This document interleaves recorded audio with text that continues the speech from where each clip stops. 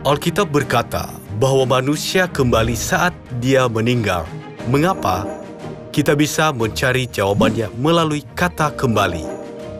Seseorang yang tinggal di Seoul pergi berwisata ke New York, kemudian ia berkata, "Terima kasih atas bantuanmu, aku akan kembali sekarang." Kemanakah dia akan kembali?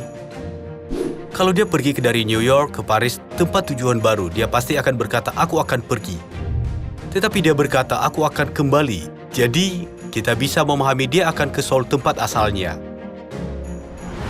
Sama seperti ini, kembali artinya pergi ke tempat asalnya.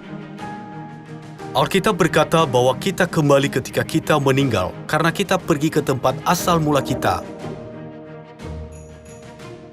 Jika begitu, kemanakah kita akan kembali? Kejadian pasal 2 ayat yang ke-7.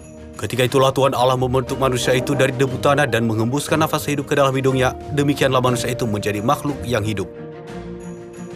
Manusia terdiri dari debu tanah, tubuh, dan nafas hidup roh. Ketika manusia meninggal, tubuh dan rohnya terpisah dan kembali ke tempat asal masing-masing. Pengkhotbah pasal 12 ayat 7. Dan debu kembali menjadi tanah seperti semula, dan roh kembali kepada Allah yang mengaruniakannya. Tubuh kembali ke tanah karena berasal dari tanah, dan roh kembali ke kerajaan surga di mana ada Tuhan. Itulah sebabnya Alkitab berkata bahwa tanah air roh kita adalah surga. Ibrani pasal 11 ayat 13.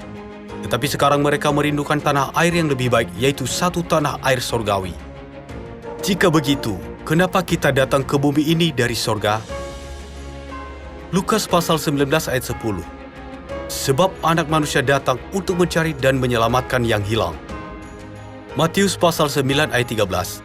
Aku datang bukan untuk memanggil orang benar, tetapi orang berdosa. Kita sudah datang ke bumi ini karena kita sudah berbuat dosa di sorga. Yesus sudah datang ke bumi untuk mencari pendosa sorgawi. Untuk kita pendosa sorgawi, kembali ke sorga kita perlu menerima pengampunan dosa. Bagaimana kita dapat menerima pengampunan dosa? Efesus pasal 1 ayat 7. Oleh darahnya kita beroleh penebusan, yaitu pengampunan dosa. Bagaimana caranya kita dapat menerima pengampunan dosa melalui darah Yesus? Matius pasal 26 ayat 19. Lalu murid-muridnya mempersiapkan Paskah. Yesus mengambil roti, mengucap berkat, dan berkata, "Ambillah, inilah tubuhku." Sesudah itu ia mengambil cawan, mengucap syukur. Sebab inilah darahku, darah perjanjian, yang ditumpahkan bagi banyak orang untuk pengampunan dosa.